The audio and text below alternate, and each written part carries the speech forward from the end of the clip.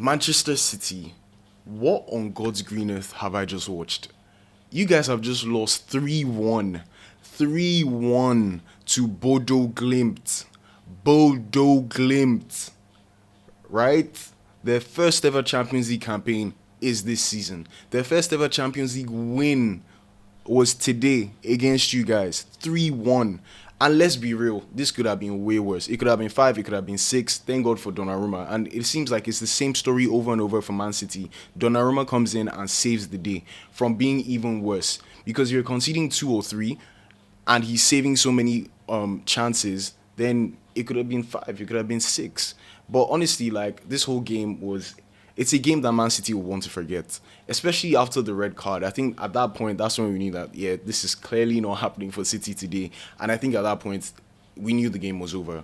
Clearly, there's so many problems with City now, especially defensively. So I'm just going to start with that. And I think that's the reason they've lost this game, if I'm being completely honest, because the displays I've seen from Man City over the past few weeks, it is absolutely shocking. Now, let's start with the defensive mistakes. The first 2 goals, let's be real, those 2 came from defensive errors or a lack of concentration, a lack of communication, and, just a slip in concentration. It's just so clear that these guys that are there right now, and I know this is not going to be Pep's starting centre-back pairing. It's not what he would normally want to have. You have to acknowledge that there are so many players who are injured. I think they have at least three injured centre-backs right now. So you have to be fair and say, okay, Diaz out, who else is out? Diaz is out, Stones is out, and I believe Guardiola is out. So you have to be fair and see that the back line today was definitely not what he would have wanted to have. Khusanov and Alleyne,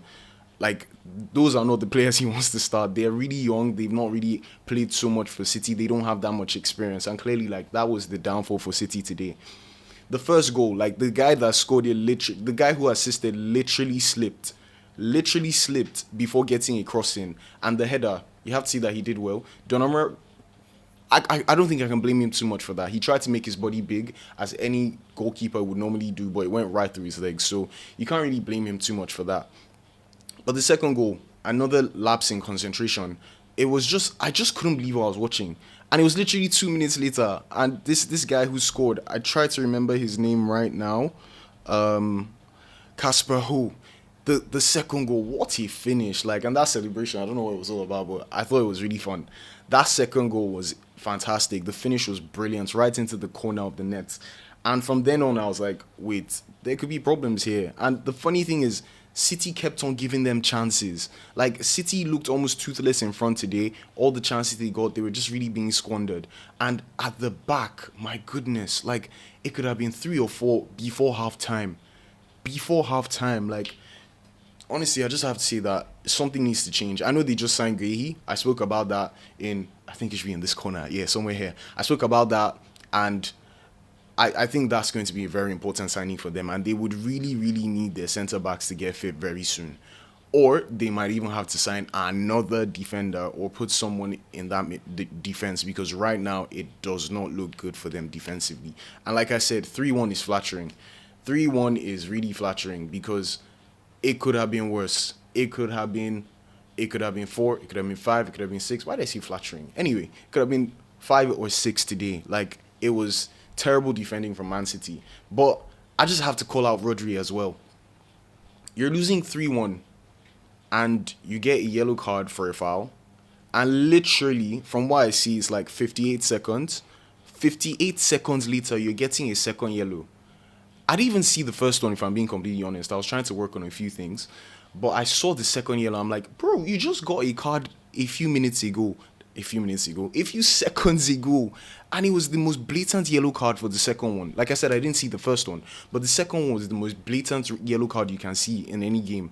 So I was confused seeing Pep arguing with the fourth official. Like, oh, what do you want? It is a clear red card. Like, it's a second yellow. And that's the most blatant second yellow you could get. So I think that was a very, very disappointing thing from Rodri to do. Because he was literally the captain of the team at the point. He's one of the leaders of Man City. So when you're already having a terrible game, the team isn't playing well, the team hasn't had a good game in 2 games, your defense is porous, everything is just not going right, and then you proceed to help your team further to look more embarrassing and get a second yellow.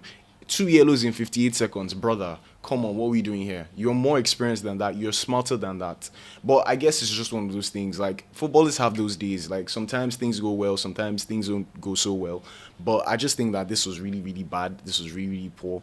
And I think effectively, the moment he got that red card, I was like, yeah, City are losing this game. Like, there's no way back. They never even looked like they had a way back. But, with 11 men with about maybe 10, 15 minutes to go, you can still say that, yeah, maybe if they click and if they just, start playing the way you expect Man City to play, then you expect that they do something and they find a way back into the game. Even if it's just to score one goal and you have maybe 10 minutes left, you know for a fact that a team like City will probably break you down again because there's so much pressure on you, and they'll probably score a third. But the moment he got that red card, I just knew that was not happening. But now, where does this leave Man City with the Champions League? They've just lost another game. And their top 8 hopes are now looking very, very slim because they face a Galatasaray next week. I believe they're playing at home, so they should be beating Galatasaray. But this is a team that just lost to Bodø Glimt. I mean, let's see what happens. I don't expect City to lose this game. In fact, I expect City to win this game, especially knowing what's on the line. But it may actually not be enough because the other teams are playing, and if the teams that are currently in the top 8 win all their games today, then you can't really say anything and just look at it and say Man City right now are in trouble because everybody on the final day is going to try and win, especially if you have a lower team to play. So you expect to see most of the teams in the top 8 winning their games this week and next week. So it puts Man City in a very tough spot, again putting them in the playoffs of the round of 16. And that happened last season, and we all know how that went. So I think this is really, really bad from City. Like, are City actually in a very, very tough spot right now? I think they are. I think this is unexpected. This is not good enough. And I just don't know what the problem is. And it looks like they've not really improved from last season. I know that they're supposed to be challenging for the league title, but because of how poor everybody is and how good Arsenal are this season, like, I don't see it happening. I don't see a world where that happens. So, I mean, what happens now? Even Haaland at home in his own country could not really do much today. Like, the attack was not it. The defense was terrible. And it felt like a repeat of the Manchester United game. Counters, and they were going to score. It's like, if you defend well against City right now, and you get 2 or 3 counters, you're probably going to score 1 or 2 of those. So, something needs to change. Now they face Wolves next. I mean, right now they're playing against the worst side in the Premier League this season. So I think there is no option but to win and win convincingly because they need to go back into the mindset of winning games again.